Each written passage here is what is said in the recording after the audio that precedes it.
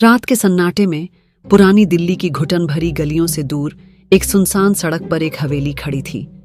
लोग उसे अभागन हवेली कहते थे। उसकी दीवारों पर उदासी की परत जमी थी और हर ईंट से एक अजीब सी सिहरन महसूस होती थी। बरसों से वह वीरान पड़ी थी और कोई भी उसके करीब जाने की हिम्मत नहीं करता था। स्थानीय लोग कहते थे कि रात के समय हवेली के अंदर से कराहने और सिसकने की आवाजें आती हैं, जैसे कोई गहरी पीड़ा में हो, और कभी कभी तो एक अदृश्य ठंडी सांस भी महसूस होती थी। यह कहानी शुरू होती है समीर से, एक युवा महत्वाकांक्षी पत्रकार जो अपनी पहली बड़ी कहानी की तलाश में था। उसे भूत प्रेत और अलौकिक शक्तियों पर कभी यकीन नहीं था, लेकिन अभागन हवेली की कहानियों ने उसकी जिज्ञासा को चरम पर पहुंचा दिया था। उसके बॉस ने उसे चेतावनी दी थी, समीर, वह जगह खतरनाक है। कई लोग वहां गए लेकिन कोई अच्छी खबर लेकर नहीं लौटा। कुछ तो ऐसे भी थे जो मानसिक रूप से अस्थिर होकर लौटे। पर समीर का मन नहीं माना। उसे लगा कि यह सिर्फ अंधविश्वास है और उसे इस हवेली के पीछे की सच्चाई को उजागर करना चाहिए, चाहे इसके लिए उसे कितनी भी गहराई में क्यों न जाना पड़े। एक धुंधली रात, जब चांद बादलों के पीछे छिपा था और हल्की बारिश की बूंदें गिर रही थीं, समीर अपने भरोसेमंद कैमरे, एक शक्तिशाली टॉर्च और कुछ ऊर्जा बार के साथ हवेली की ओर बढ़ा। जैसे ही वह लोहे के जंग लगे गेट के पास पहुंचा, एक ठंडी सर्द हवा का झोंका आया, जिससे उसके रोंगटे खड़े हो गए और उसके अंदर एक अजीब सी बेचैनी महसूस हुई। गेट से अंदर जाने पर उसे ऐसा लगा जैसे किसी अदृश्य शक्ति ने उसे रोक दिया हो, एक भारीपन जो उसे अंदर धकेल रहा था। लेकिन उसने हिम्मत नहीं हारी, अपने कदमों को आगे बढ़ाया।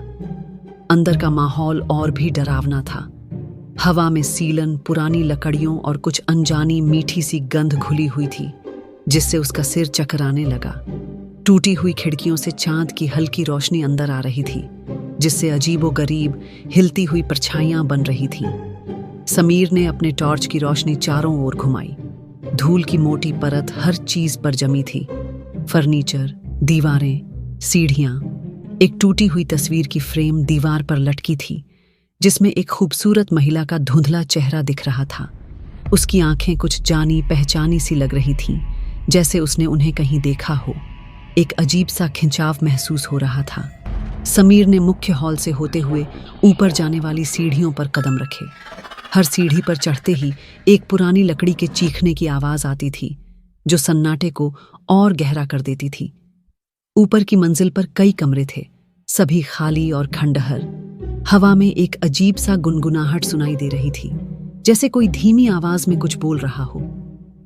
एक कमरे में उसे एक पुराना डायरी मिला, जो एक संदूक में छिपा हुआ था। डायरी के पन्ने पीले पड़ चुके थे और कुछ जगह से फट गए थे, लेकिन उस पर स्याही अभी भी साफ थी और उसकी लिखावट बेहद सुंदर थी। समीर ने डायरी खोलना शुरू किया।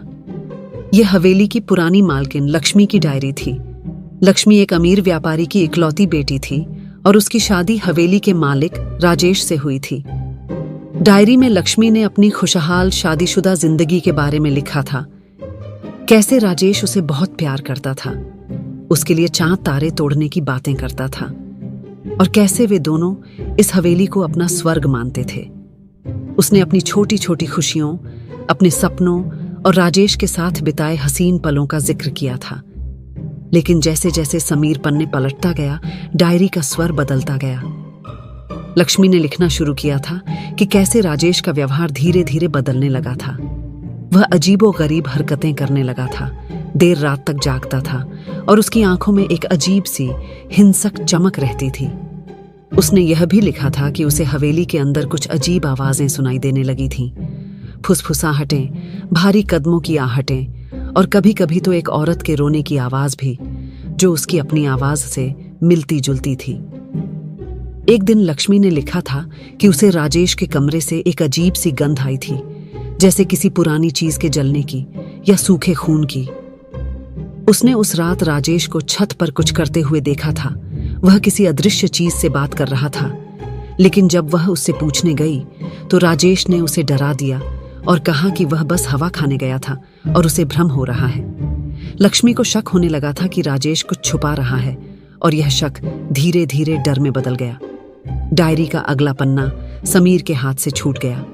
उस पर सिर्फ कुछ शब्द लिखे थे जो डर, निराशा और पागलपन से भरे थे। वह मेरे पीछे है, राजेश नहीं है, ये कोई और है। वह मुझे देख रहा है, मुझे मार डालेगा।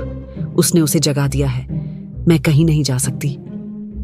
अचानक एक ठंडी हवा का झोंका आया और डायरी उसके हाथ से नीचे गिर गई। समीर ने टॉर्च घुमाया लेकिन उसे कुछ नहीं दिखा। उसे लगा जैसे कोई उसके ठीक पीछे खड़ा है, उसकी सांसों को महसूस कर रहा है। उसके गले में एक गांठ सी बन गई। उसने हिम्मत करके पीछे मुड़कर देखा। वहां कोई नहीं था, लेकिन सामने की दीवार पर लक्ष्मी की तस्वीर में उसकी आंखें लाल चमक रही थीं और उसकी मुस्कान एक डरावनी, क्रूर मुस्कुराहट में बदल गई थी। समीर को लगा कि तस्वीर में जो महिला थी उसकी आंखें वैसी ही थीं जैसी डायरी में लक्ष्मी ने अपनी बदलती आंखों के बारे में लिखा था। तभी नीचे से एक भयानक चीख की आवाज आई, जैसे कोई अमानवीय दर्द में हो। समीर का दिल तेजी से धड़कने लगा। उसे लगा कि वह अकेला नहीं है। उसने जल्दी से टॉर्च उठाई और सीढ़ियों की ओर भागा। हर कदम पर मौत का डर महसूस कर रहा था। नीचे पहुंचते ही उसने देखा कि मुख्य हॉल में एक परछाई तेजी से भाग रही है। वह एक औरत की परछाई थी जिसके लंबे बिखरे बाल खुले थे और वह एक सफेद मैले कपड़े में थी। समीर ने टॉर्च उसकी ओर घुमाई, लेकिन वह परछाई एक हवा के झोंके के साथ गायब हो गई, जैसे वह कभी थी ही नहीं। समीर को याद आया कि लक्ष्मी ने अपनी डायरी में लिखा था कि उसे हवेली के अंदर एक औरत के रोने की आवाज सुनाई देती है। क्या यह वही औरत थी? और अगर हाँ, तो वह कौन थी? क्या लक्ष्मी की आत्मा ही इस तरह घूम रही थी? समीर ने हिम्मत जुटाई और उस जगह की ओर बढ़ा जहां उसने परछाई को गायब होते देखा था। वहां एक पुराना लकड़ी का दरवाजा था जो पहले उसने नहीं देखा था। दरवाजा बंद था और उस पर धूल की मोटी परत थी। उसने दरवाजे को धक्का दिया और वह एक कर्कश, चीखती हुई आवाज के साथ खुला, जैसे कोई सदियों से बंद कमरे का बंधन तोड़ रहा हो। अंदर एक गुप्त कमरा था। कमरे में एक पुरानी वेदी बनी हुई थी और उस पर कुछ अजीबोगरीब, खून से सने हुए प्रतीक बने हुए थे। वेदी के सामने एक मानव कंकाल पड़ा था जिस पर पुराने फटे हुए कपड़े लटके हुए थे। कंकाल के पास कुछ सूखी हड्डियां और काले मोम के अवशेष भी थे। समीर के पैरों तले जमीन खिसक गई। उसने टॉर्च घुमाई और देखा कि दीवारों पर भी वही अजीब प्रतीक बने हुए थे जो किसी प्राचीन भाषा में लिखे गए थे। तभी उसकी नजर एक पुरानी चमड़े की झिल्द वाली किताब पर पड़ी जो वेदी के पास पड़ी थी। यह काले जादू की एक निषिद्ध पुस्तक थी जिसमें बलि और आत्माओं को बुलाने के अत्यंत भयानक और खतरनाक मंत्र लिखे हुए थे। इसमें एक विशिष्ट अनुष्ठान का भी वर्णन था जिसमें अपनी पत्नी की बलि देकर एक शक्तिशाली दानव को जगाने का उल्लेख था जो असीमित धन और अमृतत्व प्रदान कर सकता था। समीर को अब सब कुछ समझ में आने लगा था। राजेश किसी शैतानी शक्ति के प्रभाव में था। उसने लक्ष्मी को बलि चढ़ाया था ताकि वह और अधिक शक्ति प्राप्त कर सके या शायद उस दानव को जगा सके। लक्ष्मी की आत्मा अब इस हवेली में भटक रही थी और उसे न्याय चाहिए था। जैसे ही यह विचार समीर के मन में आया, कमरे का तापमान तेजी से गिर गया। एक ठंडी हवा का झोंका आया और समीर ने महसूस किया कि कोई अदृश्य शक्ति उसके पास आ रही है, उसकी सांसों को रोक रही है। दीवारों पर बने प्रतीक चमकने लगे और कमरे में एक अजीब सी सड़ी हुई मांस और सल्फर की गंध फैल गई, जैसी उसने डायरी में पढ़ी थी। जली हुई पुरानी चीजों की गंध से भी कहीं अधिक भयानक। तभी समीर ने अपने कान के पास एक फुसफुसाहट सुनी। तुमने सच जान लिया, अब तुम्हें भी मरना होगा, जैसे वह मरी थी। समीर ने घबराकर टॉर्च घुमाई और उसकी नजर वेदी के सामने पड़े कंकाल पर पड़ी। कंकाल की आंखें लाल चमक रही थीं और उसका मुंह खुला था, जैसे वह एक भयानक चीख निकाल रहा हो। उसके हड्डियों से भयानक खड़खड़ाहट की आवाजें आ रही थीं। कमरे में एक भयानक अमानवीय हंसी गूंज उठी, जो किसी इंसान की हंसी नहीं थी, बल्कि किसी प्राचीन दुष्ट प्राणी की थी। समीर का शरीर कांप रहा था। उसे लगा कि वह अब यहां से कभी जिंदा नहीं निकल पाएगा। अचानक कमरे में रोशनी बढ़ गई और एक महिला की आत्मा सामने प्रकट हुई। यह लक्ष्मी की आत्मा थी, जो सफेद कपड़ों में थी और उसकी आंखें अब दर्द में नहीं थीं, बल्कि उनमें गुस्सा, प्रतिशोध और एक अजीब सी निर्णायक शक्ति की ज्वाला थी। उसके पीछे एक और अधिक अस्पष्ट परछाई थी जो आकार बदल रही थी। लक्ष्मी की आत्मा ने उस शैतानी शक्ति पर हमला कर दिया जिसने राजेश को वश में किया था, या शायद जिसने उस दानव को जगाया था। कमरा रोशनी और अंधेरे के भीषण युद्ध में डूब गया। भयानक चीखें, फुसफुसाहटें और ऊर्जा के फटने की आवाजें सुनाई दे रही थीं। समीर अपनी जगह पर जमा हुआ था। ये सब अपनी आंखों से देख रहा था, सांस भी नहीं ले पा रहा था। युद्ध के बाद शैतानी शक्ति धीरे धीरे कमजोर पड़ने लगी और अंत में एक भयानक विस्फोटक चीख के साथ वह गायब हो गई, जैसे वह कभी थी ही नहीं। लक्ष्मी की आत्मा ने समीर की ओर देखा और उसकी आंखों में अब शांति थी। उसने सिर हिलाया जैसे वह उसे धन्यवाद दे रही हो, और फिर धीरे धीरे हवा में घुल गई, एक हल्की सी सुगंध छोड़कर। समीर को लगा कि जैसे उसके ऊपर से एक बहुत बड़ा बोझ हट गया हो। उसने जल्दी से कैमरा उठाया और उस शैतानी किताब की तस्वीरें लीं। वह जानता था कि अब उसके पास एक ऐसी कहानी है जो किसी ने कभी नहीं सुनी होगी, एक ऐसी सच्चाई जो दुनिया को हिला सकती है। जब समीर हवेली से बाहर निकला तो सुबह हो चुकी थी। सूरज की किरणें हवेली पर पड़ रही थीं, लेकिन अब उसमें वह पुरानी उदासी नहीं थी। ऐसा लग रहा था जैसे हवेली को अपनी शांति मिल गई हो। समीर ने अपनी कहानी लिखी और यह एक बड़ी सफलता बनी। लोग अब अभागन हवेली को अलग नजर से देखते थे। लक्ष्मी को अंततः न्याय मिल गया था और उसकी आत्मा को शांति मिल गई थी। लेकिन कहानी यहां खत्म नहीं होती। समीर ने अपनी कहानी प्रकाशित की और उसे बहुत प्रसिद्ध मिली। उसने कई और रहस्यमयी कहानियों की खोज की।